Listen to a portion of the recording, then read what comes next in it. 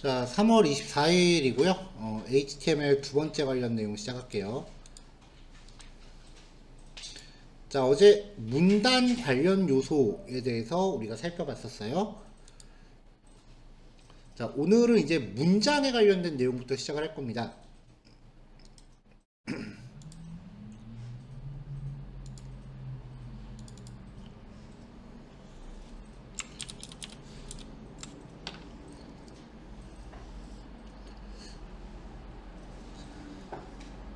자, 우리가 어떤 그 문맥적으로 볼 때 문단이 구성이 되면 이렇게 문단이 이렇게 쭉 구성이 되면은 이 안에 문장들이 들어가죠. 어제 우리가 문단 관련된 태그를 봤던 게 H1부터 H6까지 P, div 대표적으로 이렇게 세 가지였어요. 그 다음에 목록 정의 UL이나 OL 안에 들어가는 li 태그 이런 것들을 살펴봤었는데 오늘 살펴보는 내용들은 이 안에 포함될 수 있는 항목들이에요. 문단 안에 문장이 들어가는 건 괜찮은데 문장 안에 문단이 들어간다는 건 말이 안 되는 거죠. 그렇기 때문에 오늘 소개하는 내용들은 어제 했던 내용들을 포함할 수 없습니다.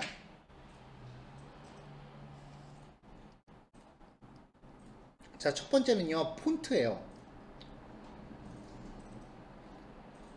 폰트는요, 크게 세 가지 속성을 갖는데, 페이스에다가 글꼴 이름을 적어요.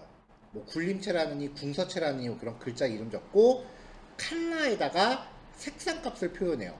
색상 값은 샵으로 시작하는 16진수가 두 개씩 짝지어지는 거고요. 밑에서 설명 다시 한번 할게요. 사이즈는 글자 크기입니다. 이렇게 해서 내용을 작성하면은 이 내용이 이러한 비주얼로 꾸며진다입니다. 자, 근데 여기에 내가 어떤 그 인터넷에서 되게 이쁜 글꼴을 다운받아서 내 컴퓨터에 깔았어요. 그래서 그걸 사용을 했어요. 그럼 내 컴퓨터에선 제대로 보여. 하지만 내가 만든 사이트에 접속한 사람이 그 글꼴이 설치가 안 돼 있다면 그 사람은 결국 굴림체로 보일 뿐이에요. 그래서 내 컴퓨터에 설치되어 있는 글꼴이 접속자한테 없다면 운영체제 기본 글꼴로 표시가 됩니다. 여기 쓰는 거는 아무거나 쓰는 게 아니라요. 좀 범용적으로 사용되고 있을 것 같은 애들. 그런 애들을 써야 돼요. 물론 나중에 CSS 가면 이제 웹폰트라고 하는 걸 공부하면서 사용자 컴퓨터에 설치가 안 돼 있으면 내가 강제로 설치시켜 줄 수도 있어요. 근데 뭐 그건 CSS에서 하는 거니까. 지금은 그냥 넘어갈게요. 자, 그 다음에 이제 색상값 칼라인데요. 샵 RGB입니다. 16진수고요. 레드, 그린, 블루예요. 그래서 00은 어두움이고 FF는 밝음이에요. 이거를 다른 표현으로 하면은 RGB라고 하는 함수 형태가 돼요.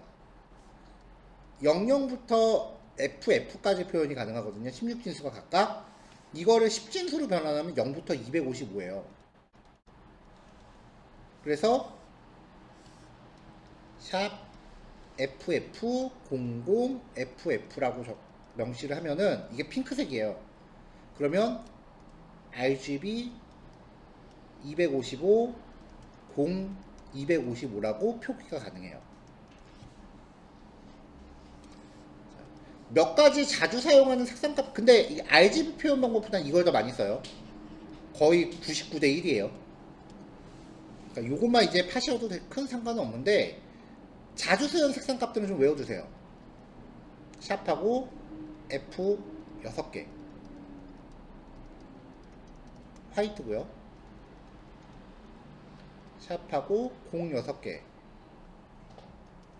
블랙이고요. 샵하고 FF0000 레드, 샵 00 FF00 그린, 샵 0000 FF 블루, 샵 FF00 FF 핑크, 샵 FF FF00 옐로. 샵 FF6600. 얘는 오렌지. 샵 0066FF는 스카이. 이게 제가 외우고 있는 색상값 다예요. 그래서 맨날 색상값을 쓰라고 하면은 이 원색 계열밖에 못 써서 제가 만드는 페이지는 항상 유치하더라고요. 색깔이. 근데 전문 디자이너들이 만드는 거 보면은 여기 색상 코드 값들이 되게 화려해요. 막 파스텔 톤 같은 거 쓰느라고.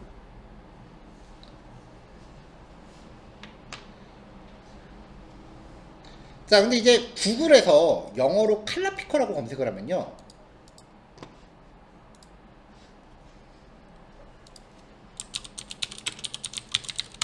칼라 피커라고 검색하면은 이런 게 나와요. 여기서 뭐 색상 톤 이렇게 조절한 다음에 내가 원하는 색깔을 이렇게 맞춰서 선택을 하면은 여기 밑에 헥스라고 되어 있는 곳이 계속 바뀌어요. 이걸 복사해서 쓰시면 돼요.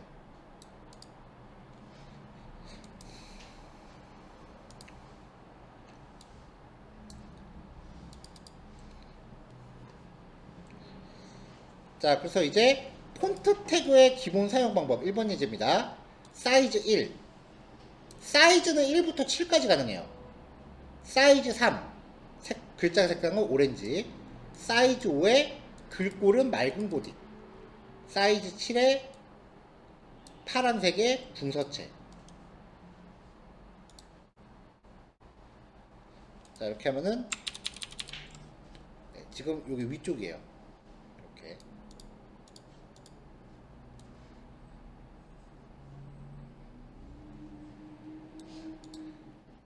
자, 폰트 태그는 중첩 사용도 가능해요. 폰트 사이즈 3 한 다음에 색깔이 약간 진한 초록색이고요. 굴림체라고 하면은 요 특성이 이만큼에 다 적용이 돼요. 폰트 태그는 중첩 사용도 가능합니다. 라고 한 다음에 그 안에서 폰트 태그를 또 썼죠. 약간 느낌이 이래요. 어떤 느낌이냐면은 초록색으로 내가 어떤 문장을 형광펜 이렇게 초록색으로 어떤 문장을 형광펜 쭉 칠해요. 근데 그 안에 어떤 단어가 빨강색으로 또 표기가 돼 있죠. 그 위에다가 덧칠해요. 이런 느낌이에요. 자, 근데 지금 얘가 색깔 티가 잘 안 나니까 임의로 이 색깔을 핑크색으로 바꿔볼게요.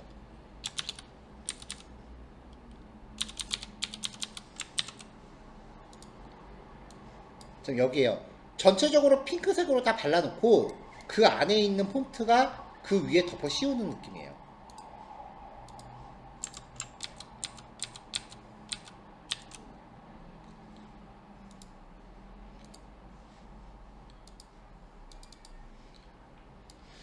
자, 근데 이 폰트 태그에서 쓰는 이 속성들은 폰트 태그, 이거 폰트 태그에서 사용하는 이 속성들은 우리가 나중에 여기에 이제 CSS라고 하는 거를 가미하면 이런 것들을 좀 더 디테일하게 줄 수 있어요. 그리고 CSS랑 이제 얘네들은 기능이 겹쳐요. 근데 월드와이드 웹 컨소시엄에서 권장하기를 CSS와 HTML의 기능이 겹칠 때는 CSS를 우선적으로 적용해라 라고 권고하고 있거든요. 그러니까 사실상 요거는 실제 실무에서는 안 쓰기는 해요. 전혀 안 써요. 근데 CSS를 우리가 나중에 보기로 했기 때문에 적어도 최소 한 달 이내에는 글자 크기나 색깔 같은 걸 표현하는 방법이 이거밖에 없어요, 우리한테.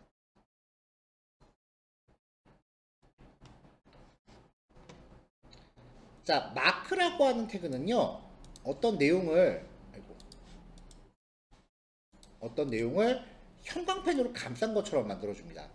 마크 태그 이렇게 딱 감싸면은, 이렇게 형광펜 효과를 줘요.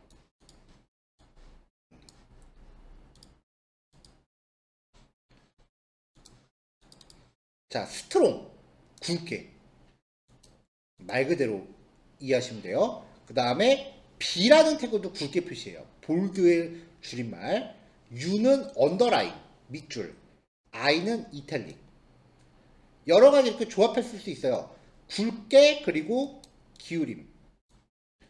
이것도 굵게 기울임. 얘는 기울인 상태에서 굵게. 사실 도찐개찐. 자, HTML 태그를 이렇게 여러 개를 중첩해서 쓸 때 주의하실 게 소스 코드 블록하고 똑같아요. 태그가 있으면 그 안에 태그가 이렇게 들어가야지 스트롱 태그 있는데 I 태그가 이런 식으로 엮이면 안 돼요. 무슨 말이냐면 B 태그랑 I 태그 봅시다. B 태그가 있고 B 태그가 닫혔어요. 그럼 I 태그는 요 안에 들어가건 이걸 통째로 감싸건 해야 되는데 I 태그가 있고 그럼 이 안에서 끝내야 돼요. 근데 이렇게 끝나는 게 아니라 I 태그가 이렇게 엇갈리게 이렇게 끝난다. 이러면 안 돼요. 이런 거는 허용이 안 돼요. 반드시 이렇게 중첩 형태가 돼야 합니다. 자, 여기 요가로는 오타가 하나 들어갔네요. 자, 밑줄 그 다음에 기울임. 기울인 다음에 밑줄. 어차피 그게 그거죠. 자, 그 다음에 이제 스판이라고 하는 태그는요, 아무 기능이 없어요. HTML 자체만으로 아무런 기능이 없고, 이 스판이라고 적용된 이 영역 안에 그 CSS 코드를 적용하기 위한 블록을 하나 만드는 거예요. 그러니까 디테일한 디자인을 설정하기 위한 영역이다 라고 보시면 됩니다.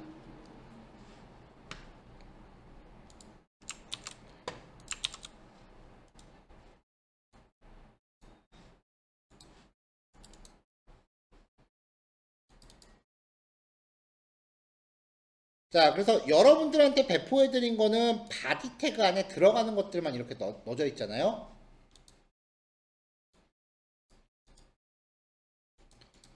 자, 코드는 형광펜, 굵게, 밑줄, 기울임, 그리고 여러 가지를 짬뽕으로 같이 쓴 경우에요. 그러면 이렇게 여러 가지 효과가 나죠. 여러분들이 받은 자료로만 실습을 하면 마지막 부분이요. 스판으로 묶었고 여기도 스판으로 묶었고 여기도 스판으로 묶었죠. 이게 아무런 동작을 안 해요. 스판 태그 자체만으로. 근데 뒤에다가 스타일이라는 걸 가미해서 이게 CSS예요. 스판이라고 하는 태그에 글꼴은 이런 글꼴, 배경 색깔은 초록색, 글자 색깔 흰색, 글자 크기는 20, 글자 간의 간격은 -5, 텍스트 그림자 이런 식으로 효과를 부여하면은 이렇게 글자를 꾸미는 게 가능하다고요. 나름 이것저것 그냥 무작위로 넣은 건데 역시 유치하네.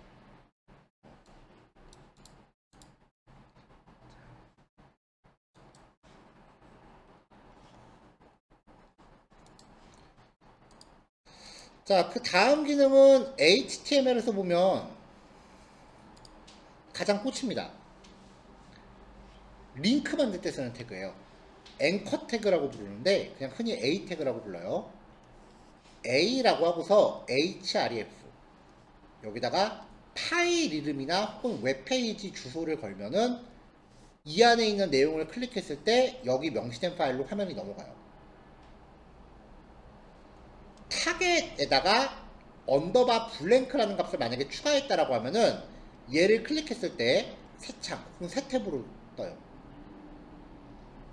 자, 이 파일 경로는 같은 사이트 안에 파일을 저장할 때는 상대 경로, 절대 경로 다 가능해요. 주로 상대 경로 많이 씁니다.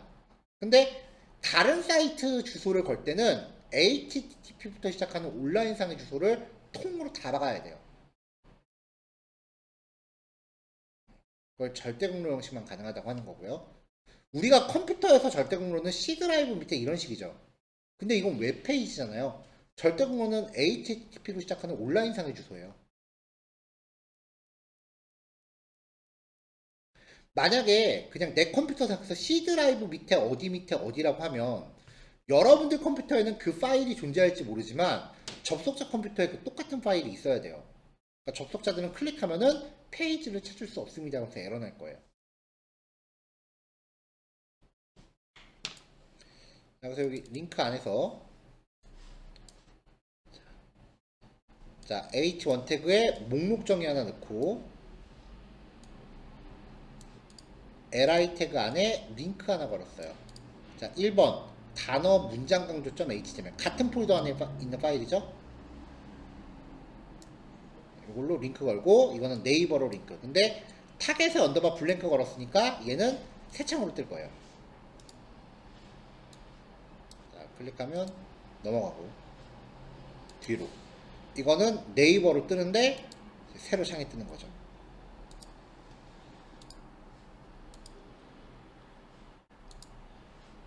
이런 차이고 그 다음에는 스크롤을 좀 만들었어야 돼요. 스크롤을 좀 만들었어야 되기 때문에 여기에 제가 div 태그를 하나 놨어요. 영역을 나누는 이 영역에 예외적으로 CSS를 좀 넣습니다. 이건 예제를 성립시키기 위한 거지 이 코드는 뭐 오늘 크게 기억 안 하셔도 됩니다. id에 있는 값을 CSS에서 접근할 때는 샵으로 접근해요. 그래서 이 태그 영역 안에 높이 값을 1000으로 잡아라. 그럼 여기 이제 높이가 1000인 빈 공간이 생기는 거잖아요. 그럼 아래 내용을 보려면 스크롤을 해야겠죠. 왜 스크롤을 시켰냐면은 href 속성에 샵을 지정하면 현재 페이지에 메뉴로 스크롤이 올라가요. 이게 근데 스르륵 하는 느낌은 아니고 그냥 딱 한 번에 휙 그거예요. 그 다음에 href 속성에 샵 id 값을 적용하면 그 값을 갖고 있는 html 태그 위치까지만 스크롤이 올라가요. 그러니까 얘를 클릭하면 스크롤이 여기 맨 위까지 올라가요. 근데 얘를 클릭하면 스크롤이 여기까지만 올라가고 말아요. 샵 메뉴죠.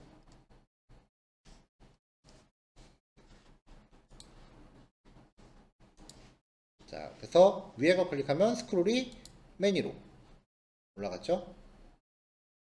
또 스크롤 내려서 이걸 클릭하면 메뉴까지만 올라가고 위에 그 제목은 안 보일 거예요. 여기까지만. 위까지는 안 갔죠. 딱 메뉴라는 아이디를 갖고 있는 데까지만 갑니다. 자, 마지막 데이터 링크입니다. 메일 href 메일 투 콜론 이메일 주소 적으면 메일을 보낼 수 있는 프로그램이 가동됩니다. 근데 윈도우에선 잘 안 써요, 이거. 자, 메일 보내기 링크를 클릭하면 이제 지금 여기서는 그 사용할 방법을 선택하세요라고 하면서 제 화면 왼쪽 화면에 창이 뜨네요.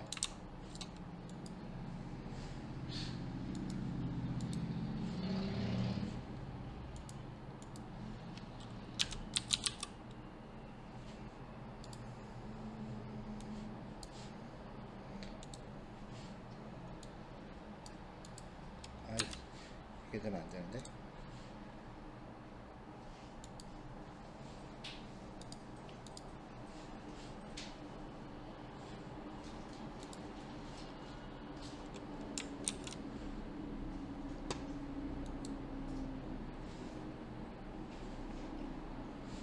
그래서 윈도우에서는 메일 보내기를 누르면은 주로 컴퓨터에 설치되어 있는 메일 프로그램이 떠요.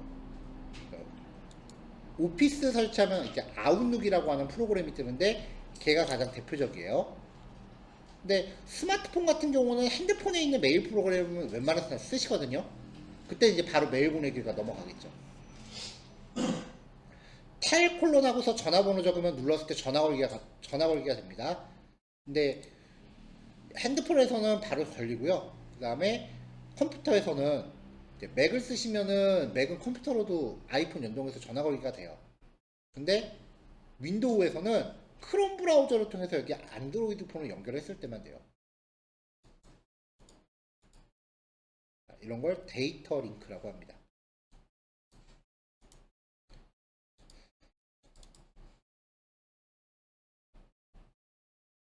자, 마지막으로 이거는 이제 어저께 한번 슬쩍 나왔던 건데요. 어드레스라고 하는 태그예요. 태그 이름만 봐서는 주소를 표현하는 용도 같은데 사용 범위가 좀 더 광범위해요. 주소, 연락처, 카피라이트 같은 거를 어드레스 태그로 감싸서 표현해요. 자, 아까도 말했지만 문단 안에 단어나 문장이 포함되어야 됩니다. 반대는 성립이 안 돼요. 그러니까 지금 살펴본 얘네들은 문단 요소 안에는 들어갈 수 있지만 얘네가 문단 요소를 포함해서는 안 됩니다. 화면상에 보이는 건 문제가 없을 거예요. 하지만 그 웹표준에 위배되기 때문에 분명히 법적인 문제가 생길 수 있다는 거. 에러 나는 게 차라리 속 편할 겁니다. 그래서 마지막 예제는 그냥 어드레스 태그 넣은 거고요. 아, 이건 다른 거 설명한 거다. 띄어쓰기 어제 특수 문자 했던 거. 요거는 여러분들 예제는 없을 거예요. 그래서 어드레스 안에 카피라이트가 들어갔는데 이 카피라이트를 클릭하면은 보통 메일 보내기가 동작을 하니까 메일 보내기도 같이 넣은 겁니다. 자, 이렇게 해서 이제 3단원 문장 관련 요소 끝났어요. 요거하고 바로 실습하기 너무 싱겁나? 일단 요거 먼저 합시다. 요거 실습하시고 좀 쉬었다가 3시에 만납시다. 자, 다음은 이제 멀티미디어 관련된 항목인데요. 먼저 화면상에 그림을 넣기 위해서 이미지를 줄여서 img 태그입니다. src 속성으로 그림의 파일 경로나 그 경로 지정하고요. width는 넓이, height는 높이입니다. 따로 지정 안 하면 그림의 원본 사이즈대로 나오고요. 사이즈를 변화를 주고 싶을 때는 요 값들을 사용하시면 되는데 넓이만 주고 높이는 안 줬다. 그러면 높이는 알아서 비율에 맞게 계산돼서 적용돼요. ALT 속성은 이미지에 대한 설명입니다. 웹 접근성 확보할 때 이 그림이 어떤 용도로 쓰인다 뭐 그런 거 넣으시면 되고요. 왜 책 같은 데 보면 이미지가 이렇게 있고 이 이미지를 설명하는 그 설명글들이 이렇게 붙어 있죠. 이런 것들 캡션이라고 하는데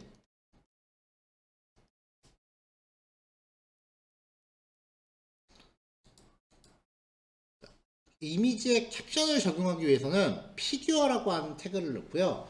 거기에 이미지 넣고 이미지 밑에 피그 캡션이라고 해서 캡션을 거시면 돼요.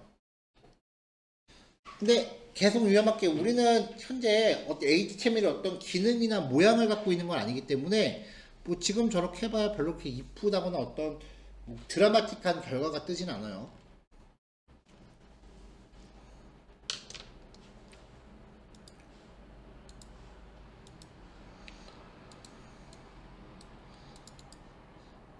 자, 오늘 자료 보시면 img 폴더 안에 제가 이미지 파일을 몇 개 넣어드렸어요. HTML을 기준으로 img 폴더 안에 같은 폴더 안에서 지금 img가 있죠. 그 안에 파일 이름이에요. 자, img 1.jpg, 2.jpg 1번하고 2번 그림을 각각 표시한 거죠. 자, 근데 두 번째 거는 width 700, height 200.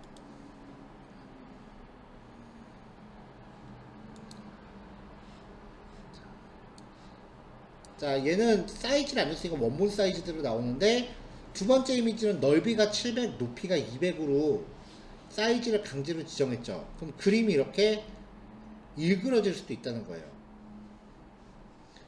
자, 이미지 밑에 이미지에 대한 캡션 하나일 때, 그리고 여러 개 이미지를 하나의 캡션에 모아놔도 돼요.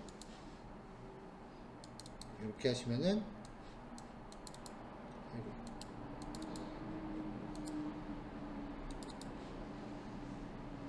이런 식으로 이제 4장의 이미지에 하나의 캡션이 적용되는 이런 형태예요.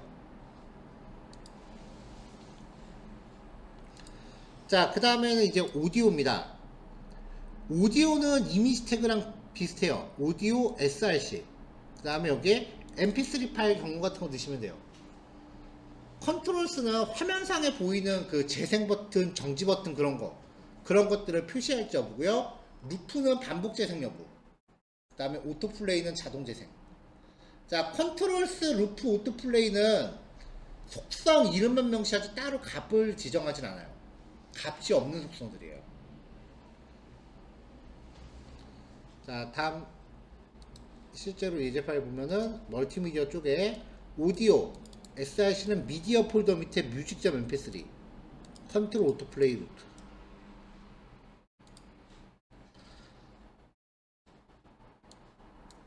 여기 실행하면 Ladies and gentlemen,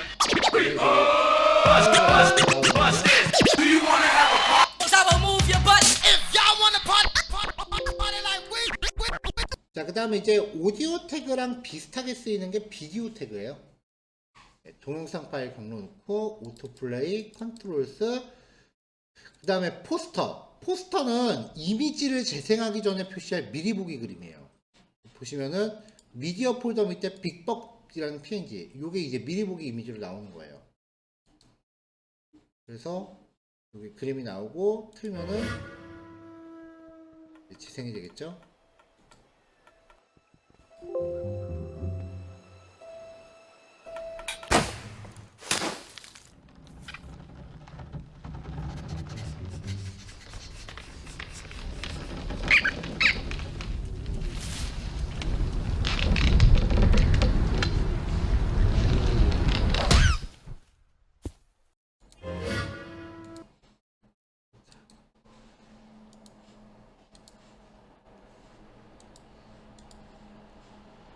자, 여기까지가 이제 멀티미디어 관련된 기능, 비디오까지요.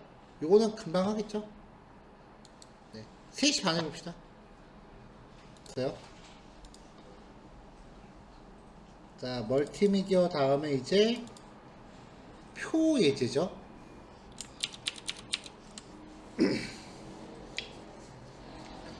표는 코드가 좀 길어요.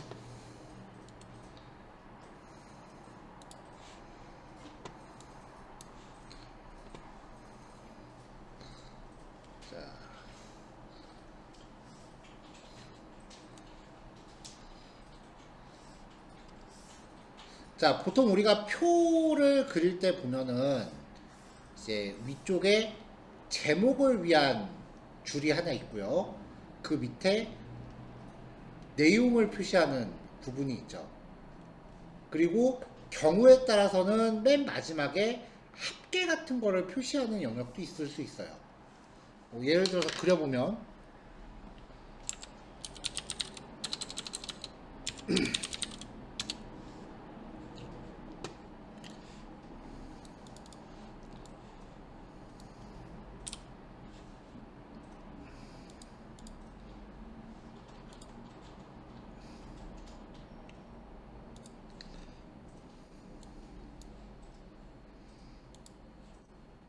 자, 보통 이게 표 기본인데 첫 줄에 제목 같은 거를 표시하기 위해서 이렇게 좀 특별하게 한 줄이 들어갈 수도 있고요.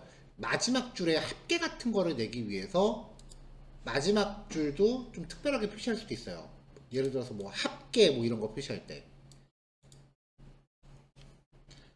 자, 이렇게 이제 전체적인 표의 영역을 테이블이라고 하는 태그로 표현을 하고요. 만약에 제목에 대한 영역이 필요하다라고 하면은 t 헤드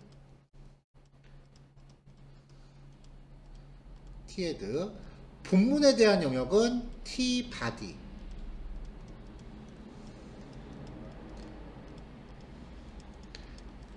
마지막 집계를 위한 영역은 t 풋으로 표현합니다. 이렇게요. 근데 표에서 이 안쪽에 맨 아래에 있는 이 합계를 위한 줄이 필수적인 건 아니죠. 그럼 필요 없으면 t풋은 빠져도 돼요. 제목이 반드시 필요한 건 아니고 제목이 없을 수도 있어요. 그래서 t헤드도 필요 없으면 빼도 돼요.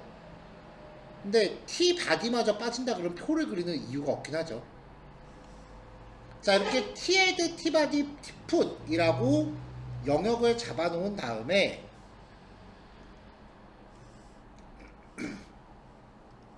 자, 테이블 안에 T헤드, T바디, T풋이라고 영역을 잡아놓은 다음에 이제부터는 이 안에가 들어가는 게 똑같아요. 규칙이 먼저 한 줄을 먼저 구성합니다.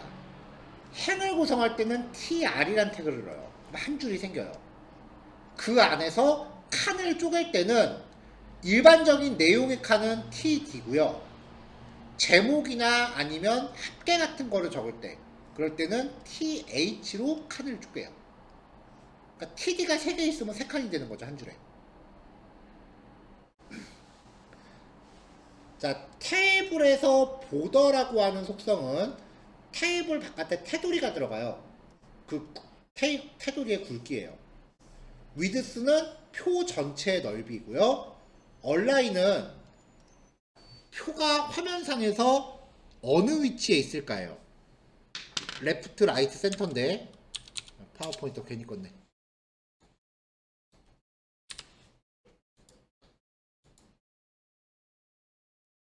자, 이렇게 표가 있을 때 위드스는 표 전체의 이렇게 넓이에요. 테이블에 들어가는 거. 그 다음에 얼라인은 레프트, 센터, 라이트. 그러니까 표 자체의 위치. 그 다음에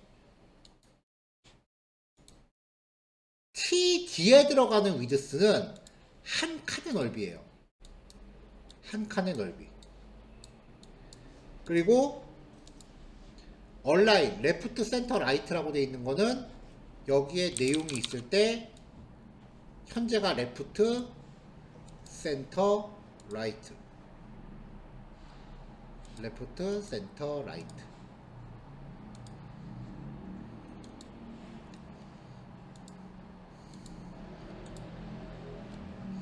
자, 이런 식으로 이제 쓸 수 있어요.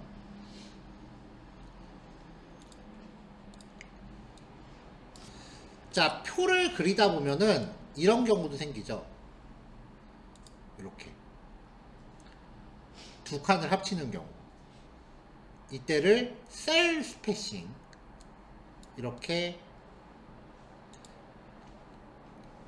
세로로 합치는 경우를 로우 스페이싱이라고 합니다. 자, 그래서 TD나 TH에 콜스판, 셀 스페이싱 로우 스페이싱이 아니라 콜스판 로우 스판이에요. 미안해요. 콜스판 숫자 하면은 3이라고 주면 3칸 합치기. 로우 스판 한 다음에 3이라고 하면 3줄 합치기.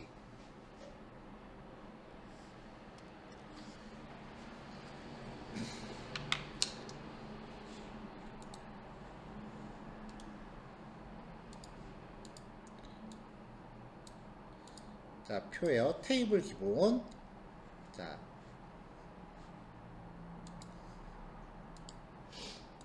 자, 이렇게 해서 전체 넓이가 300이고 테두리 굵기는 1이고 화면상에서 가운데 배치하는 표를 하나 만들었어요.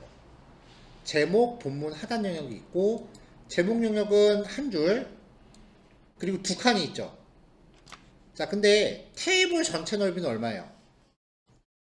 300이죠. 그 중에 첫 번째 칸의 넓이가 50이에요. 나머지 칸 넓이는 얼마일까? 250이 되는 거죠. 자, 표 전체가 있는데 얘가 넓이가 300. 근데 첫 번째 칸이 넓이가 50이래. 두 번째 칸은 알아서 나머지 가져가는 거예요. 첫 번째 칸의 높이가 50이래요. 첫 번째 칸의 높이가 50이래. 그럼 표는 이렇게 딱딱 떨어지는 거지 한 줄만 혼자 이렇게 커지고 다음 줄 이렇게 가진 않아요. 그러니까 첫 번째 칸의 높이가 50이면 그 줄은 다 50일 수밖에 없어요.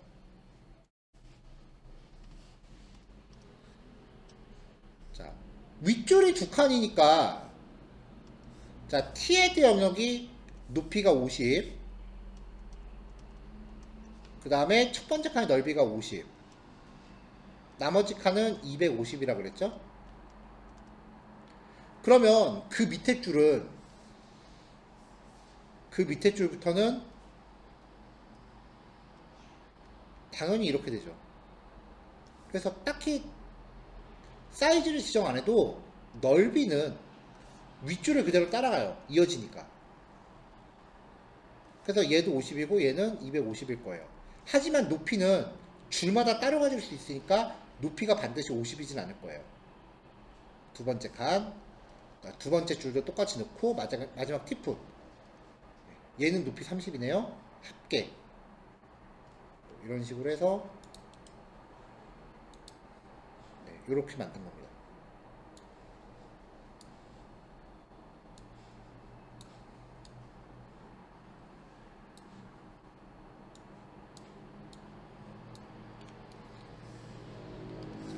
TH로 구성된 표는 글자가 좀 굵게 나와요.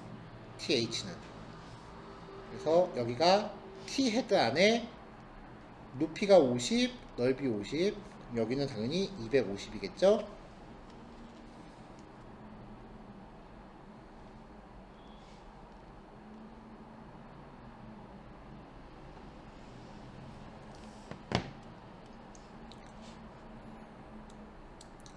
자, 그 다음에 이제 행열 합치기. 자, 전체 넓이 300이고 테두리 1이에요. 마찬가지로 가운데 정렬. 자, 제목 영역에서 한 줄을 그렸는데 그 한 줄의 첫 번째 칸이 두 칸을 합친 거래요. 그러니까 이게 두 칸을 합친 거야, 이게. 첫 번째 줄이요. 그러면은 그 밑에 줄부터는 특별히 콜스판을 적지 않는 이상은 두 칸씩 들어가 줘야 돼요. 근데 그 다음 줄에 하나, 둘, 두 칸인데 첫 번째 칸이 로우스판 이래요. 그러니까 첫 번째 칸이 두 줄을 합친 거래. 이렇게. 그럼 그 다음 줄은 칸 들어갈 자리가 이거 하나밖에 없잖아요. 그 다음 줄은 한 칸밖에 못 넣어요. 왜냐면 윗줄에서 이미 아랫줄을 한 칸 침범하고 들어갔기 때문에 밑에 거는 한 칸밖에 못 넣어요. 자, 마지막 티풋은 정상적으로 두 칸. 얘는 이런 모양이 될 거예요.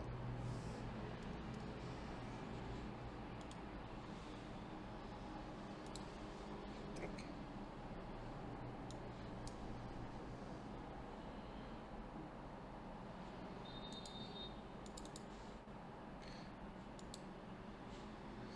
자, 여백은 있는 속성이어서 정리를 했는데 별로 쓸모는 없어요. 일반적으로 테이블에서 보더, 셀 패딩, 셀 스패싱은요 그냥 0으로 때려요. 다. 테두리 또 안 나오고 그 다음에 테이블이 이렇게 있으면 칸이 이렇게 들어가면은 칸과 칸 사이의 여백을 셀 스패싱이라고 하고요. 칸과 내용 사이의 여백을 셀 패딩이라고 해요. 그래서 지금 얘는 첫 번째는 셀 패딩이 50이고 두 번째 거는 셀 스패싱이 50이죠. 그냥 어떻게 어느 공간을 얘기하는 건지만 보자는 거예요. 셀 패딩 같은 경우는 칸의 가장자리와 내용 사이의 여백을 뜻해요. 셀 스패싱은 칸과 칸 사이의 여백을 뜻해요. 칸이 오만해지죠. 그리고 테두리는 지금 1이 돼 있는 거잖아요. 근데 보통 테이블을 만들 때는 이것도 0으로 끄고요. 얘도 0으로 꺼요. 그러면 테이블이 한 칸, 두 칸 완전 이렇게 밀착돼서 만들어지거든요. 이렇게 만들어 놓고 이제 스타일 시트로 꾸며요. CSS로.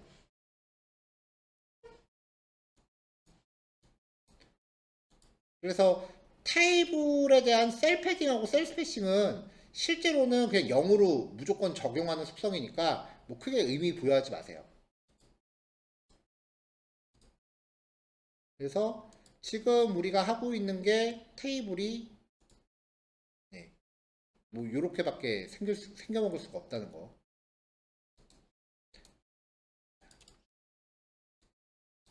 자, 그래서 예제입니다. div 태그로 영역을 잡고요. 그 영역 안에서 div 태그를 또 넣어서 제목 영역을 잡았어요. 첫 번째 제목, 소제목.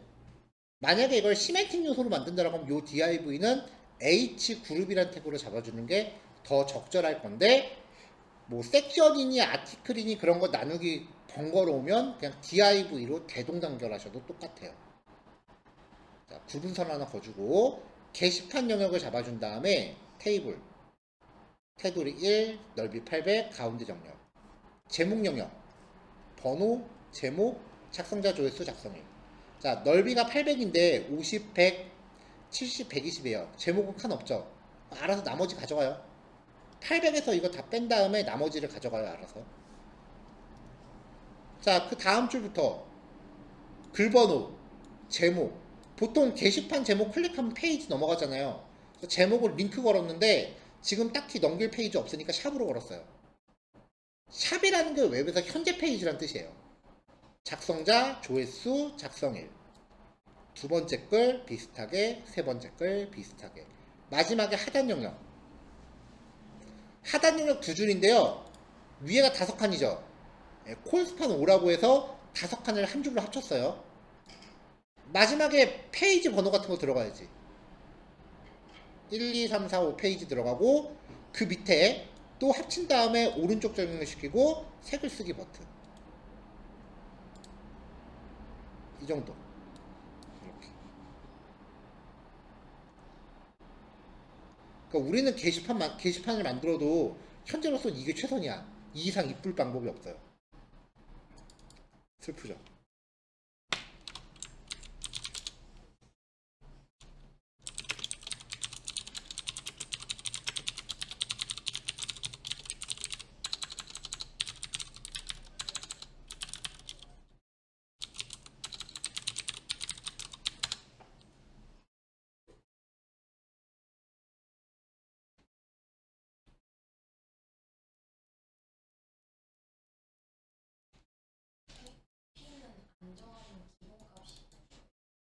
딱히 기본값이 있다기보다는 글자 내용만큼.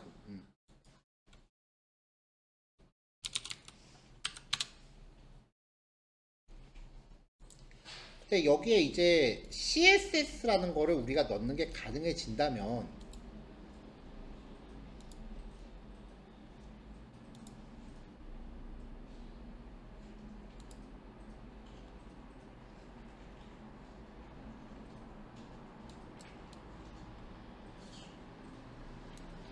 여기에 우리가 CSS라는 걸 넣는 게 가능해진다면 테이블에 뭐 클래스 아티클 뭐 이런 식으로 이제 CSS를 적용하기 위해서 습성을 하나 넣고 여기에 CSS를 줘요. 점 아티클이라고 하고서 여기 CSS 코드를 넣는데 제가 지금 임의로 다른 예제에서 복사해 왔어요. 이건 지금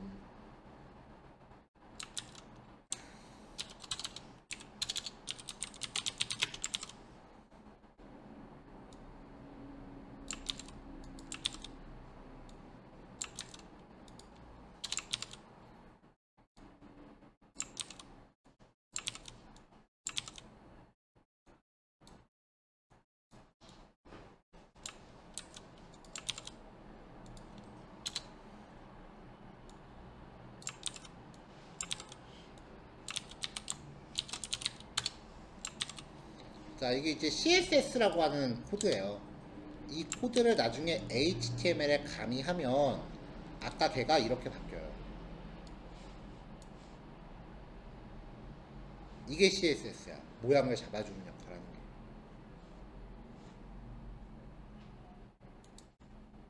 그러면 이제 테두리 같은 거 다 0으로 없애버립니다. 어차피 CSS에서 새로 주기 때문에 의미가 없거든요. 그러면 이렇게 생긴 거 쓸래요?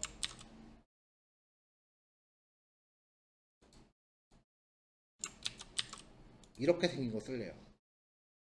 답은 뻔하죠? 만약에 여러분들이 방문한 웹사이트가 게시판 이렇게 만들어 놓고 있으면은 아마 엄청 욕할 거예요, 본인들은. 그러니까 CSS도 하기는 해야 돼요.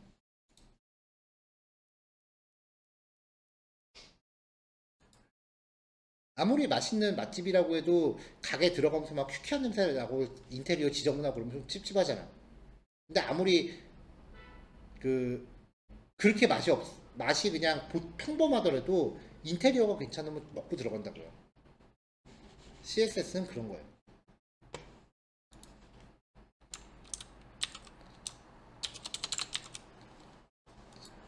자, 이렇게 해서 게시판까지고요.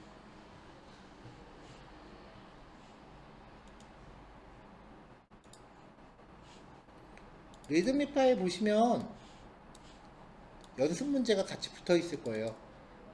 테이블을 만들 때 일단 여러분들한테 당장 필요한 거.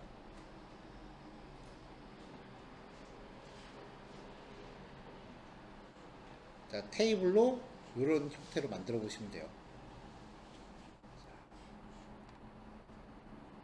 만드셔서 이거 실행 결과 스크린샷 찍어서 개인톡으로 보내줘 보세요. 저 집에서 하는 거예요. 오늘 할래요? 집에서 할래요? 집에서? 알았어. 그럼 숙제. 지금? 지금 하죠. 자, 일단 4시 반에 시간 더 필요하시면 체크할게요. 내가 봤을 때 30분 만에 완성하기 좀 무린 거, 실습하고 이거까지 하는 게 좀 무린 것 같긴 한데, 일단 30분에 봐서 실습 시간 늘릴지 결정합시다. 네, 이따 봐요. 자, 넘어갈게요. 답지는 제가 단톡방에 올렸습니다. 네, 참고하셔서 보시면 될 거고요.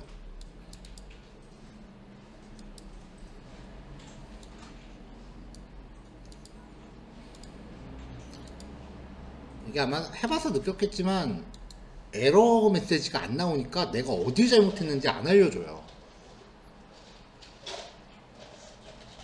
그래서 그리고 정답도 없어요. 이거는 결과적으로 눈에 보이는 결과물만 갖고 얘기하는 거기 때문에 여러분들 평상시에 네이버 다닐 때 네이버가 과연 뭐야 네이버가 과연 이 테이블을 어떻게 짰는지 안 궁금하잖아. 아무도 이런 거 테이블 어떻게 짰는지 아무도 안 궁금해한다고. 결과적으로 눈에 보였을 때 이게 눈으로 봤을 때 이쁘냐 안 이쁘냐의 문제지 코드를 잘 짜고 안 짜고의 문제는 아니에요. 이쪽은 개발하고는 성격이 좀 많이 달라요.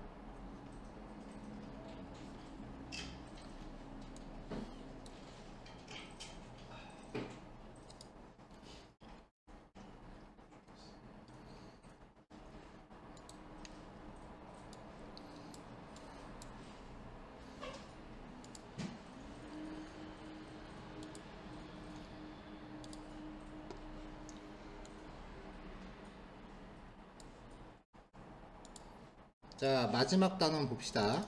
HTML에서는 이게 마지막 단원이라고 했어요. 6단원이. 그래서 요거 끝나고 나면 우리 그냥 스프링 들어가기로 했죠. 6단원 오늘 1시간밖에 안 남았고 이거 오늘 다 끝내기는 어려울 것 같고요. 일단은 조금 남겨놓고 그 다음에 다음 주 월요일에 첫 교시에 요거 조금 더 마무리하고 그 다음에 스프링 들어갈 것 같아요. 6단원 안 줬나요? 어허. 주셨어요.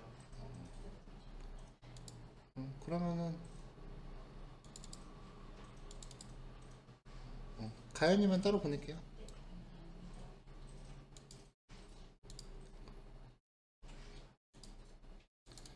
얘는 내용이 좀 길어요. 자, 입력 양식을 위한 태그들이에요. 그러니까 여기에선 이제 키보드로 뭔가 입력하거나 뭐 마우스로 선택하거나 뭐 그런 것들인데 통칭 폼 태그라고 해요.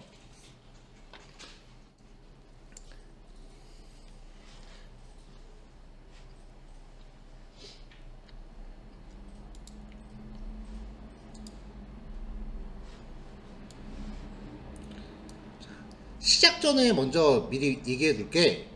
이 입력 요소는요, 웹 프로그래밍하고 그 다음에 HTML 간의 인수인계 지점이에요.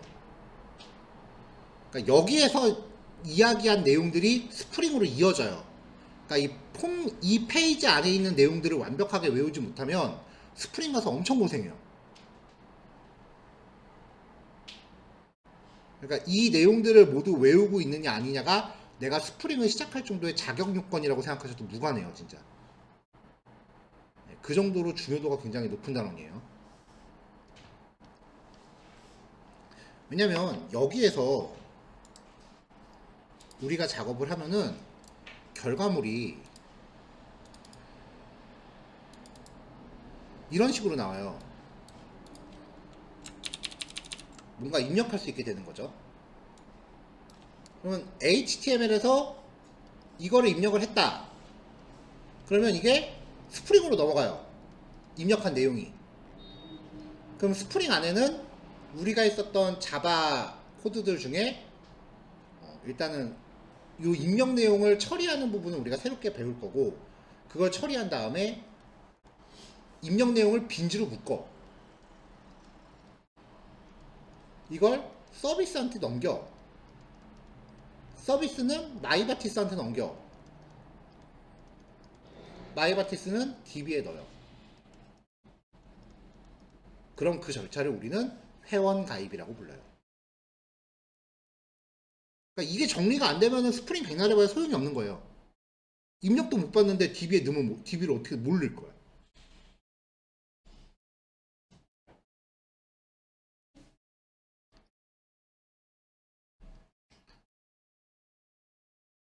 자, 그 다음에 이제 DB에서 뭔가 셀렉트를 해왔다. 회원들이 여러 명 저장돼 있는데 그 중에 하나를 외열절 걸어서 그 데이터 한 건을 셀렉트를 해왔다. 그럼 그걸 화면에 뿌려야 될 거 아니에요. 글자만 뿌리진 않을 거 아니야. 최소한의 뭐 전문 용어로 우리 왁구라 그러죠. 최소한의 왁구는 자바에서 뿌려야 될 거 아니야. 그러면 어디 갔어? 아까 거. 그럼 이런 거 만들어 놓고 여기다가 DB에서 가져온 내용을 뿌려줘야죠.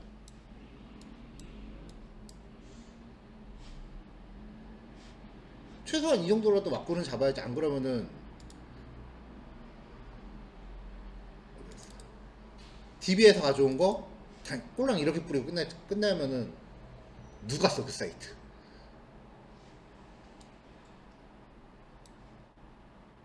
그쵸?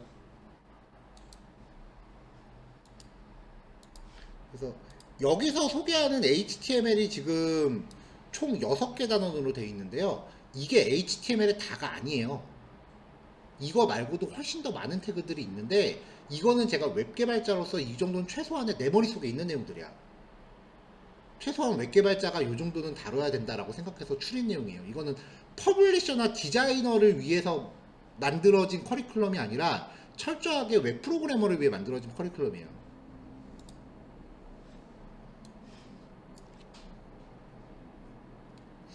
주변에 뭐 퍼블리싱이나 웹 디자인 뭐 그런 거 하시는 분들은 아마 요 커리큘럼보다 더 많은 내용을 알고 계실 거예요.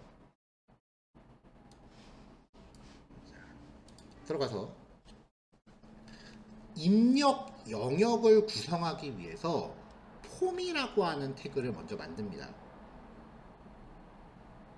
이 안에는 우리가 여태까지 배웠던 모든 종류의 태그가 다 들어갈 수 있어요. 이건 그냥 여기부터 여기까지는 입력한 내용, 사용자가 입력할 수 있는 요소가 들어갈 수 있어 라고 하는 거지, 그 입력 요소를 이쁘게 배치하기 위해서 우리가 배웠던 모든 태그들이 이 사이에 다 들어가요. 자, 폼 태그의 메소드, 액션, ENC 타입이라고 하는 속성들이 있는데, 이거는 지금 HTML 단위에서 얘기해봐야, 백날 얘기해봐야 이거는 별로 와닿질 않아요. 그래서 이 세 가지 속성의 특성은 스프링에서 다시 정리합니다. 그러니까 여기는 뭐만 하려고 그러면 계속 이제 자바로 이어져요. 그나마 간단하게 얘기하면 메소드는요, 전송 방식을 뜻해요.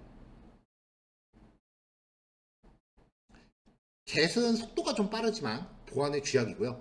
포스트는 상대적으로는 그래도 get보단 보안이 안전하고 대용량을 전송할 수 있어요. 액션은 백엔드 페이지의 URL이에요. 그러니까 여러분들이 스프링으로 페이지를 만들면 스프링도 웹페이지니까 주소가 생길 거 아니에요. 그 스프링 페이지에 주소를 걸어요. 그러면 이 안에서 입력된 모든 내용이 그 스프링한테 전송되는 거예요. 이 방식으로. 그래서 인수인계 지점이라고 얘기하는 거예요. ENC 타입의 멀티파트 폼 데이터라는 속성은요, 이건 고정값인데, 이거는 평상시에는 안 써도 되는데, 파일 업로드가 요구될 경우에 명시를 해요. 이걸 지정하면 이제 이 폼 안에서 파일이 같이 올라갈 수 있어요. 업로드. 뭐 프로필 사진 같은 거 거는 거 얘기하는 거죠.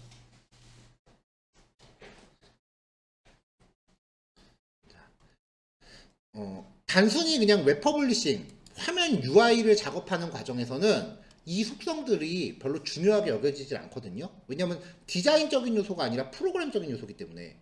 그래서 디자인 과정에서는 이 속성을 명시하지 않는 경우가 많아요. 대신에 이제 개발자한테 인수인계 되면은 개발자가 이 속성들을 직접 넣는 경우가 꽤 많아요.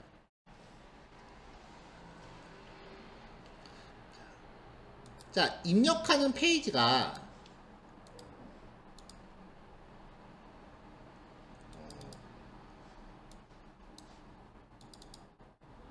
두 개씩 나와. 자, 입력한 회원가입 같은 거 할 때 보면 이런 식으로 기본 정보 입력할 때가 있고 부가 정보 입력할 때가 있죠. 아니면은 그냥 한 섹션으로 퉁칠 때가 있잖아요. 한 섹션으로 퉁칠 때는 굳이 쓸 필요가 없는데 만약에 섹션을 두 개를 나눠야 된다라고 하면 이런 식으로 섹션을 나눠야 된다라고 하면 그 섹션을 필드셋이라는 태그로 나눕니다. 그리고 그 필드셋 안에서 섹션의 제목을 레전드 태그로 표현을 해요. 여기 보면은 여기 테두리 쳐졌죠. 이 테두리가 필드셋이에요. 그리고 여기 관통하는 제목 있죠. 이게 레전드 태그예요.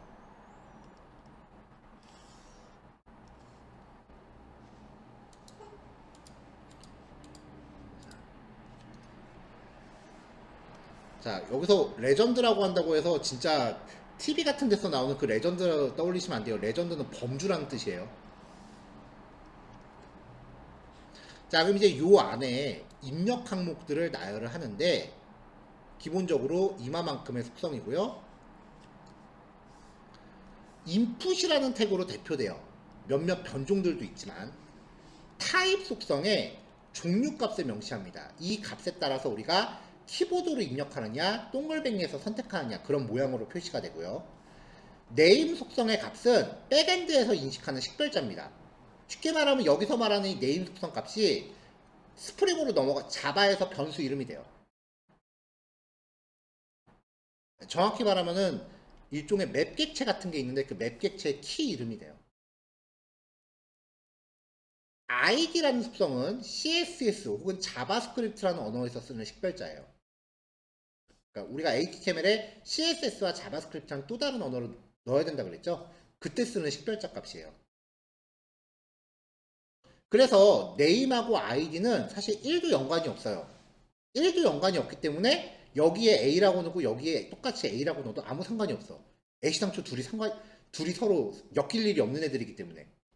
보통은 네임하고 아이디는 귀찮으니까 똑같은 거 같이 넣어요.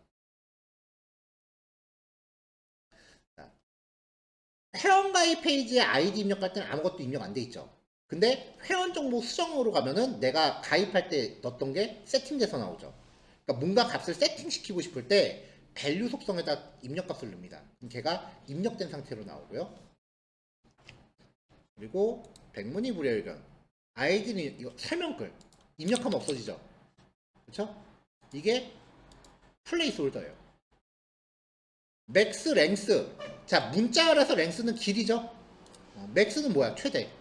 그럼 얘는 최대 입력 가능한 글자 수. 인풋 타입에 넘버라는 애가 있어요. 숫자만 입력할 수 있는 애죠.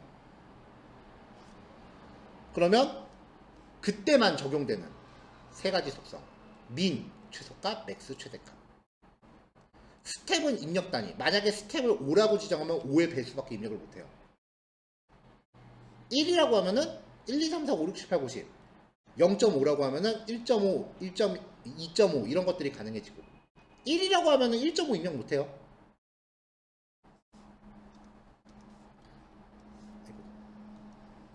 자, 이렇게 생긴 게 있다. 누르면 이렇게 되겠죠. 기본적으로 선택된 상태로 나오게 하고 싶다라고 하면 체키드를 넣으시면 되고요. required라는 속성이 명시되면은 걔는 필수 입력 항목으로 지정이 돼요. 근데 이거는 잘 안 써요. 왜냐면은 그 보통 입력의 내용 형식을 검사하는 게 자바스크립트에서 1차적으로 걸러주기 때문에 얘는 크게 안 써도 지장은 없어요. 어차피 최종적으로 스프링에서 한번 또 걸러야 되기 때문에.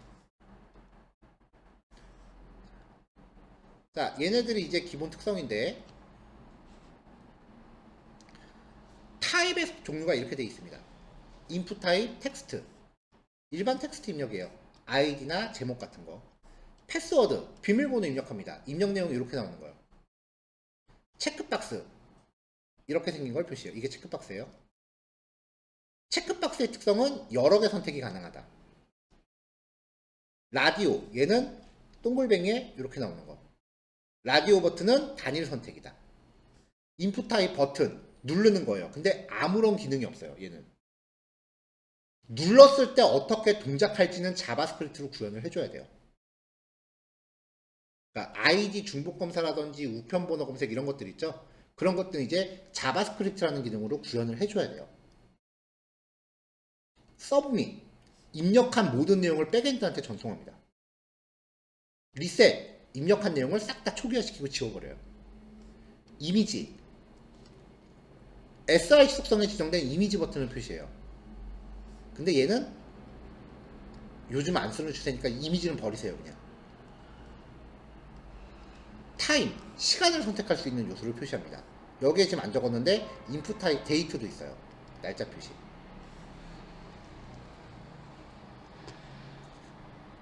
자, 그 다음에 추가적으로 인풋 타입 이메일, 텔, URL, 넘버, 레인지, 서치, 데이트. 아, 데이트 여기 있구나. 이름 보면 뭐 입력하는 용도인지 뻔히 알죠? 근데 얘네들이 레인지를 제외하고는 PC에서는 별로 티가 안 나요. 왜냐면 컴퓨터는 입력할 수 있는 매체가 키보드잖아. 근데 스마트폰 같은 경우는 키보드가 화면에 나타나죠. 인풋 타입 이메일이라고 하면 키보드에 골뱅이가 표시될 거예요. 인풋 타입 텔이라고 하면은 키보드가 숫자 키가 이렇게 나오는 경우 있죠. 이렇게 해서 숫자키 12개 나오는 경우 있잖아요. 여기 별하고 여기 뭐 샵 이렇게 있는 거. 이게 인풋 타입 텔이고요. 인풋 타입 URL은 키보드에 슬래시와 닷컴 버튼이 나올 거예요. 인풋 타입 넘버는 왜 위에 숫자 먼저 나오고 밑에 특수 문자 나오는 키보드 있죠. 그게 넘버예요. 이건 인풋 타입 텔이야. 숫자 키만 나오는 건. 그래서 어떤 개발자들은 숫자를 입력받을 때 인풋 타입을 일부러 텔로 적기도 해요. 그게 더 숫자 입력에 유리하니까. 인풋 타입 레인지는 이렇게 생긴 거예요. 슬라이드로 수치값 조절하는 거. 서치는 키보드에 안드로이드 폰이면 돋보기가 나올 거예요. 키보드에. 평상시에는 키보드에 엔터키가 나옵니다. 근데 인풋 타입 서치는 엔터키 자리가 돋보기 내지는 서치라는 키워드로 바뀌어 있을 거예요. 데이트는 안드로이드 쓰시는 분은 날짜 선택하는 거 달력 같은 거 뜨고요. 아이폰 쓰시는 분들은 위에서 이렇게 롤링하는 거 나올 거예요.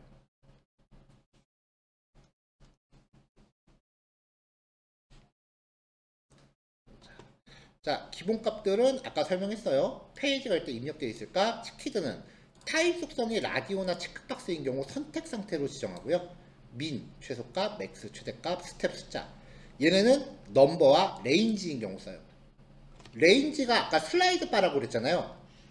이렇게 해서 동글뱅이, 그쵸? 아이고, 이거 동글뱅이.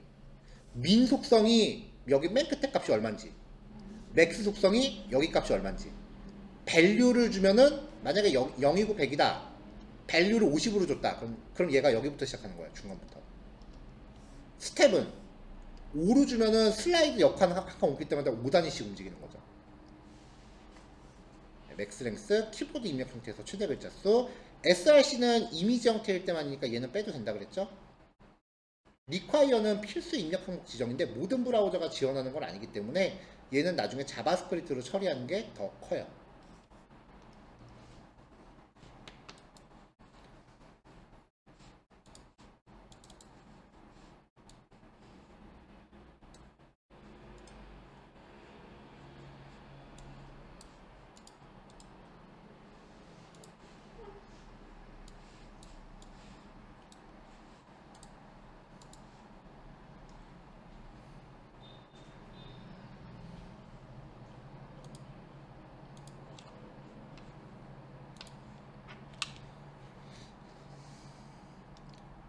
자, 폼 태그에 들어가는 속성은 본격적으로 스프링 시작하기 전까지는 크게 의미 없다 그랬죠?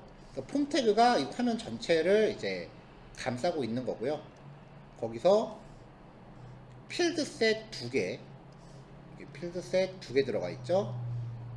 그리고 아래쪽에 버튼 영역을 만들려고 div 태그를 넣었어요. div 태그는 영역을 나눌 때 쓰는 거라 그랬어요. 이거 div 태그 쓰는 건 규칙 없습니다. 자기 쓰고 싶을 때 쓰는 거예요. 그래서 버튼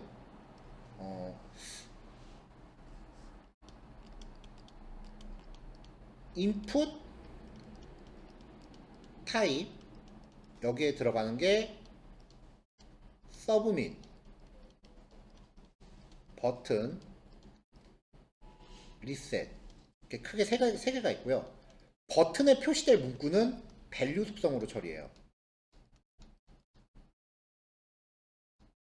이렇게 해서 이제 버튼을 표시하는데 이 버튼 세 가지 종류에 한해서 HTML5에서 표현법이 하나 더 생겼어요.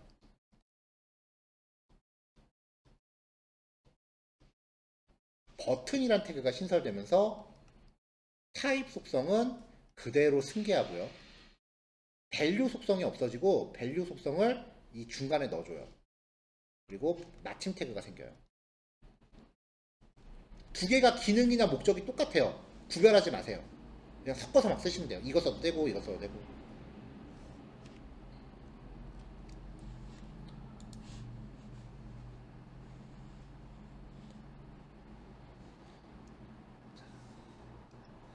자, 이 상태에서 이제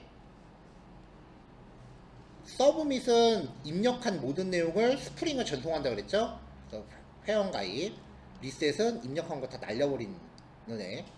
다시 입력. 자, 첫 번째 필드셋입니다.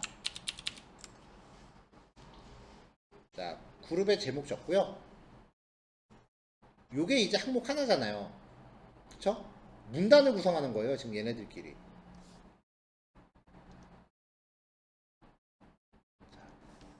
인풋 태그인데 타입은 텍스트. 그 다음에 네임은 유저 아이디, 아이디도 유저 아이디. 네임 속성하고 아이디 속성은 서로 연관이 전혀 없기 때문에 같은 값을 쓰건 다른 값을 쓰건 상관없다 그랬죠? 지금 당장 우리한테 중요한 건 네임 속성이 나중에 스프링으로 들어갔을 때 입력값을 식별하기 위해서 사용된다예요. 최대 20자, 플레이스홀더, 설명글. 인데요. 현재 이제 보면은 레이블이라는 속성이 있어요. 레이블이 이제 이 입력 항목에 대한 제목을 표현하는 애예요. 그럼 사실 그냥 요것만 놓고 보면 태그 안 쓰고 그냥 id라고만 표시해도 디자인상으로 별로 달라지는 게 없어요. 근데 여기서는 id를 클릭하면 얘는 그냥 독립 텍스트죠. 레이블 태그를 쓰면서 포라는 속성과 id 속성을 연결합니다. 포와 id를 연결해요. 그러면 제목을 클릭했을 때 포커스가 글로 들어가요. 내가 입력하려고 딱 커서 들어가는 거 있죠. 이걸 포커스가 들어간다라고 표현을 해요. 그리고 바깥에 클릭하면 커서가 빠져나오죠. 이걸 포커스가 빠져나왔다라고 얘기를 해요. 레이블은 포커스를 넣는 기능을 해요. 밑에 똑같이 인풋 타입 텍스트로 회원 이름 여기 입력하면 이렇게 입력이 됩니다. 인풋 타입 패스워드 포 속성으로 연결하고 나머지 속성 똑같아요. 패스워드는 입력하면 이렇게 되는 거.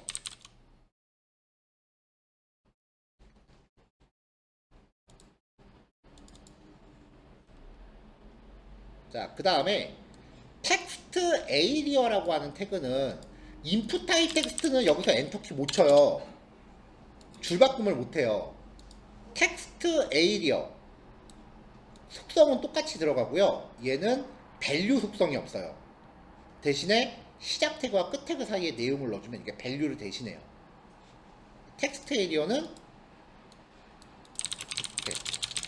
엔터키 치면서 장문 입력할 때 쓰는 거.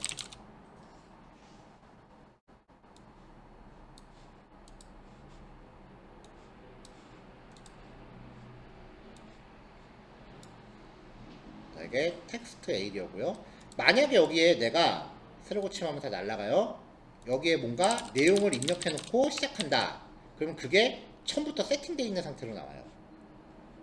시작 태그와 끝 태그 사이에 뭔가 입력을 해놓고 시작하면은 세팅된 상태로 시작을 해요.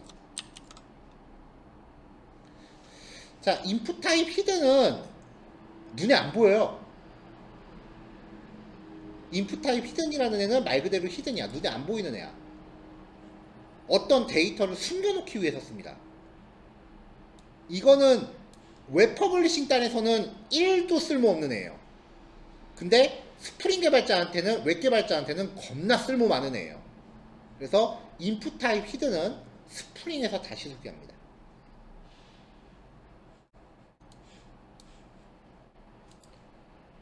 자, 인풋 타입 이메일. 별 영향 없어요. 그냥 우리 키보드로 입력하니까. 인풋 타입 URL. 홈페이지 주소 입력하는 용도. 인풋 타입 넘버. 숫자값 입력. 그나마 숫자는 이런 건 나와줘. 자, 최소 19, 최대 100까지 1단위로. 인풋 타입 텔. 연락처인데 키보드로 입력하면 되지 뭐. 인풋 타입 레인지. 이거요. 인풋 타입 데이트. 인풋 타입 타임. 인풋 타입 서치. 이것도 키보드로 입력하면 되지 뭐. 그쵸?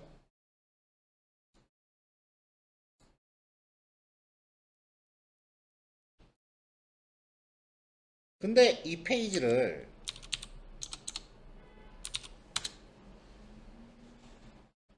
자, 제가 이 파일을 온라인에 올릴 거예요.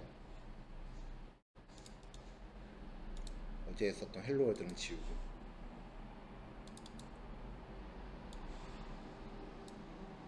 자, 상용 시스템에선 한글 주소 안 먹으니까 a.html이라고 할게요.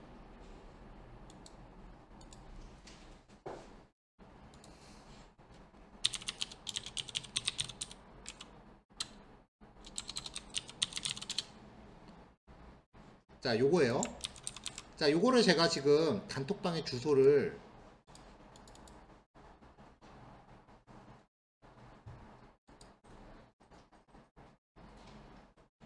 올릴 테니까 스마트폰으로 접속을 해보세요.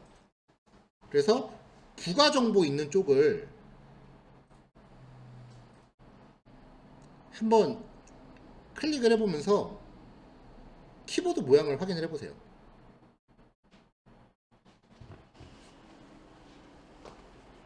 이메일 보면은 저는 골뱅이 버튼 나와요. 홈페이지는 아이폰 기준으로 ./.com 스페이스바가 없어지고, 나이는 숫자 입력할 수 있는 형태, 연락처는 전화번호 형태, 그 다음에 생년월일. 오, 우와, 아이폰도 이제 날짜 이렇게 나오네? 아이폰도 날짜가 언제부터 이렇게 달력으로 나왔어요? 처음 봤는데 이거? 타임도 이렇게 나오네. 추천인 아이디.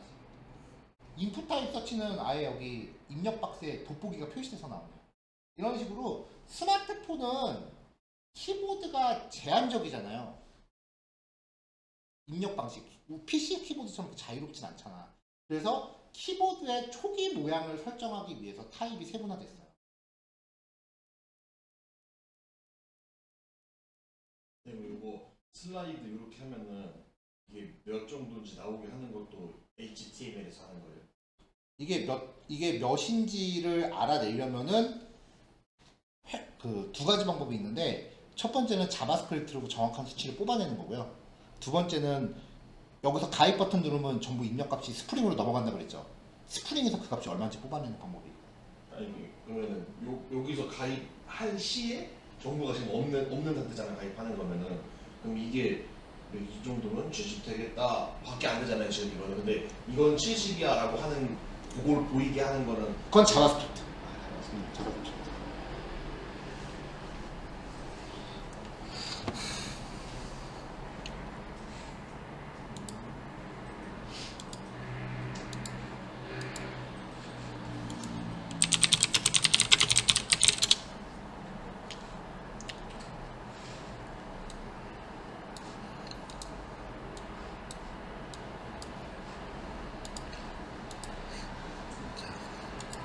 자, 일단 뭐 오늘 진도는 여기까지인 거고, 이제 원모어 스윙을 하나 더 보여드리면,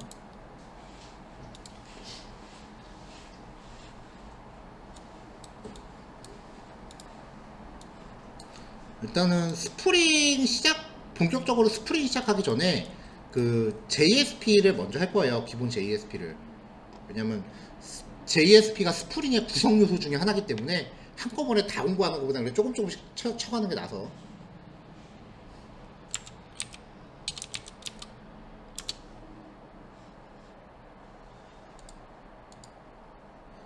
내가 어떻게 세팅을 대충 해놓은 것 같은데.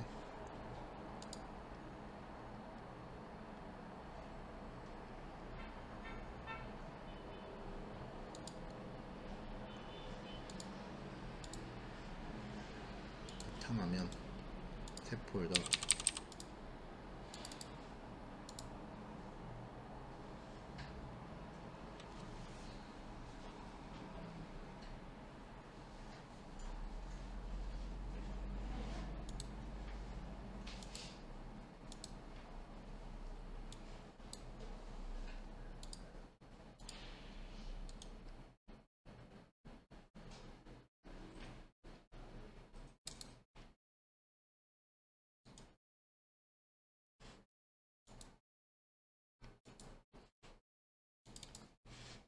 자, 지금 이게 톰캣이라고 해서 JSP랑 스프링을 가동하기 위해서 필요한 프로그램이에요.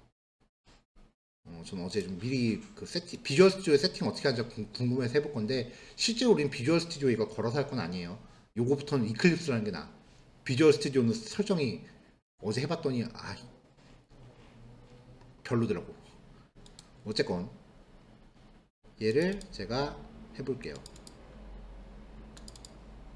여기가 이제 웹페이지가 동작하는 폴더인데, 여기다가 아까 그 폴더를 만들어 넣을게요. test.html이라고 합시다. 동작을 할지 모르겠네.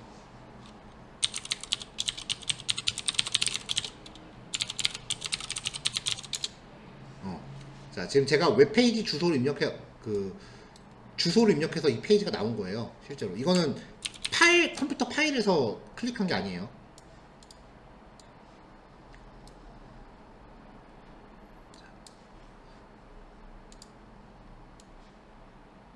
이거 한번 써주는구나.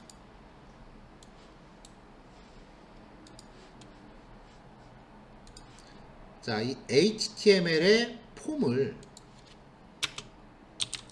메소드 get 액션은 result.jsp 라고 정하고, result.jsp라는 파일을 새로 만들게요.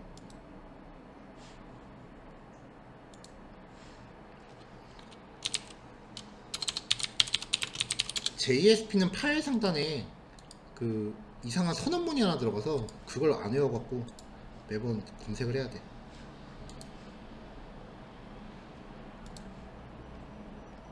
어디가? 요거 한 줄.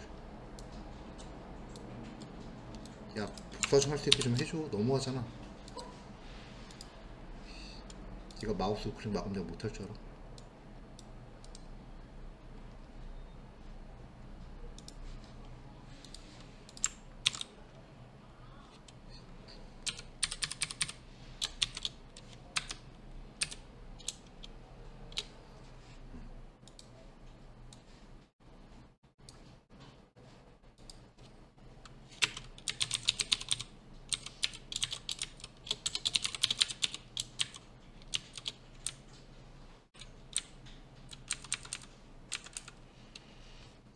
이게 맞나? JSP 페이지 시작.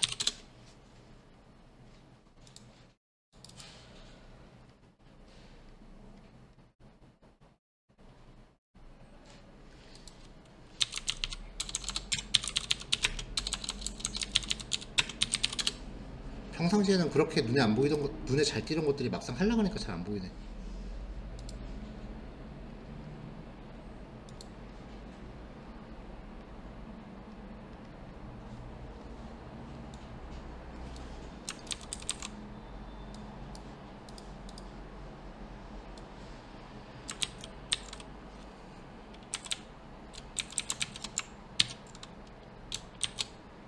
다운표가 이상한 특수 문자로 들어가 있어.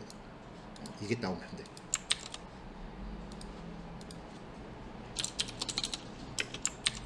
자, 여기에서 지금 버튼을 누르면 get이라는 스타일로 result.js로 넘어간다 그랬어요. 네임 속성은 유저 아이디죠. 자, 강조했던 거 기억나세요? 사용자가 입력한 모든 데이터 타입은 데이터 타입이 뭐다? 모든 내용은 스트링이라고 그랬죠?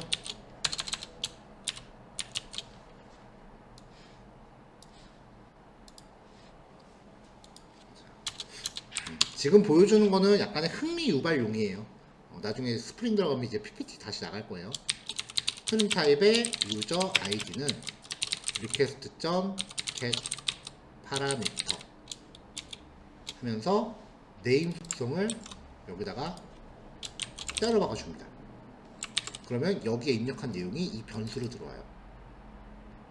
이런 식으로 다 넣으면 돼요. 간단하게 유저 아이디랑 비밀번호만 해봅시다.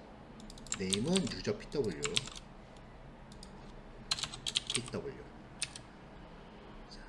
여기서도 system.out.println이라고 하면 화면에 안 나와요. 이건 콘솔에 뿌리는 거야. 여기서는 out.println이에요. 여기다가 근데 이제 여기서 유저 아이디랑 out.println의 유저 PW를 출력해 볼게요. 자, 이제 보세요. 자, 아이디 비밀번호 입력하고 회원가입 누릅니다. 리콰이어 때문에 불필요한 거 좀 지웁시다. 저거 다 필수 항목으로 지정하면 피곤하니까.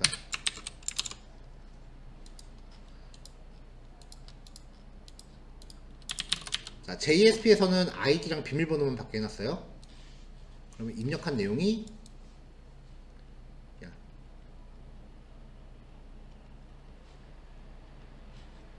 여기다 이유식 케어를 했구나.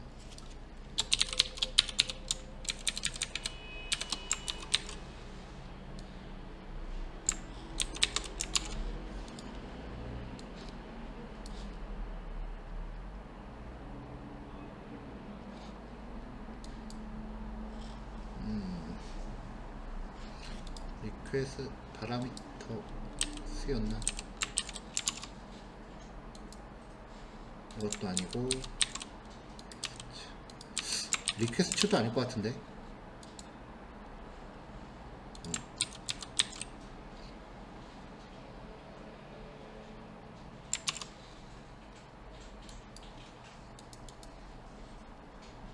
클래스 not found exception.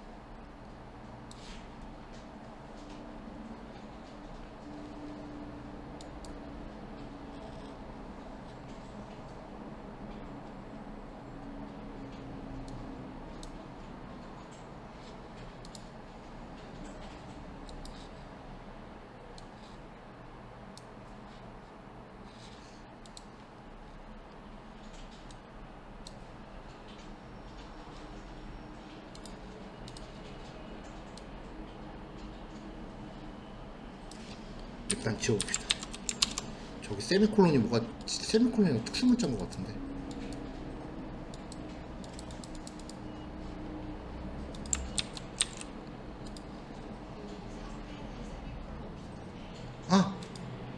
오, 천재. 나도 내부터 못 찾아. 자, 이렇게 나와요. 입력한 내용이 보이죠? 아까 전 페이지에서 입력한 내용이 이제 자바로 넘어간 거예요. 자바 변수로. 자, 근데 여기서 보면 전송 방식을 get으로 지정했죠. 그러면 입력 내용이 주소에 그대로 다 들어가요. 입력한 내용이 주소에 그대로 다 노출돼요. 여기서 엄청 웃긴 게 뭔지 알아? 난 분명히 비밀번호 입력했다.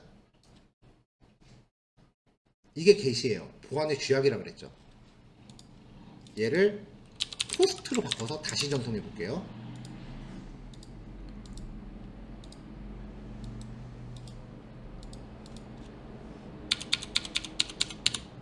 자, 버튼 누릅니다.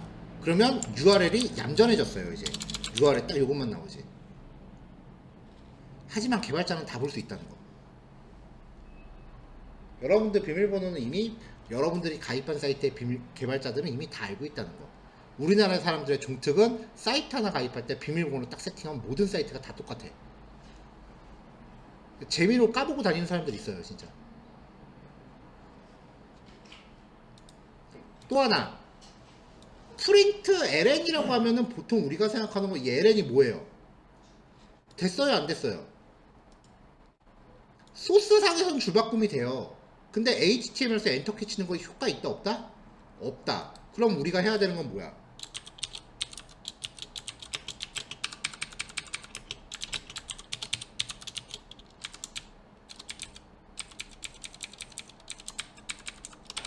왜 여기 H형이 들어가?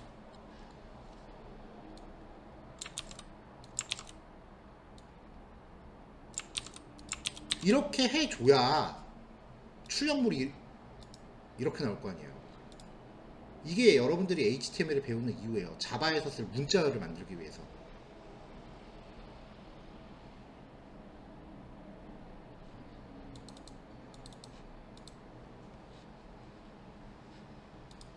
이렇게 연계가 돼요. 그래서 폼 태그랑 자바 코드는 계속 앞으로 같이 놓고 봐야 돼요. 나 HTML 이거 뭔지 모르겠어요. 그러면은 자바 변수 100년 선언하면 뭐해? 변수 값이 들어오질 않는데.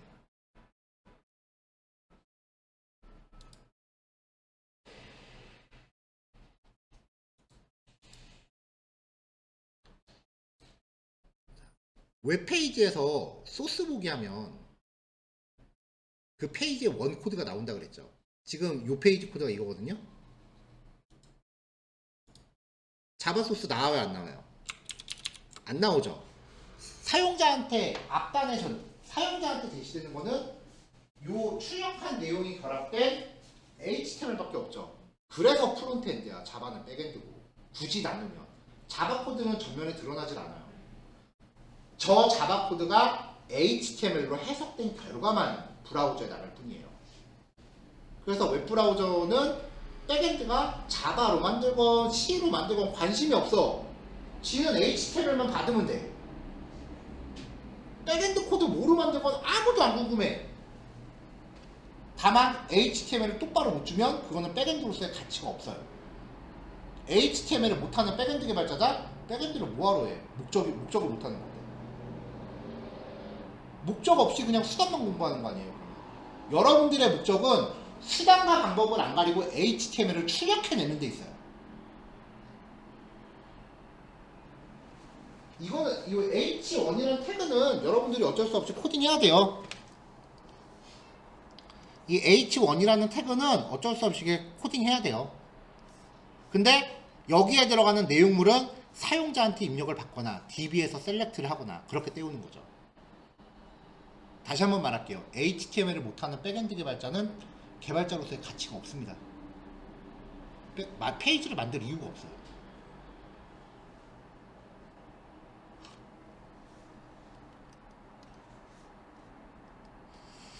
자, 오늘 내용은 요거까지 합시다. 1번 파일만 한번 실습해 보시면 될 것 같은데 금방 보여줄 줄 알았는데 생각보다 오래 걸렸네. 실습 시간이 조금 부족할 수도 있을 것 같은데 주말이니까 못하는 건 숙제로 합시다. 자, 마칠게요. 수고하셨어요.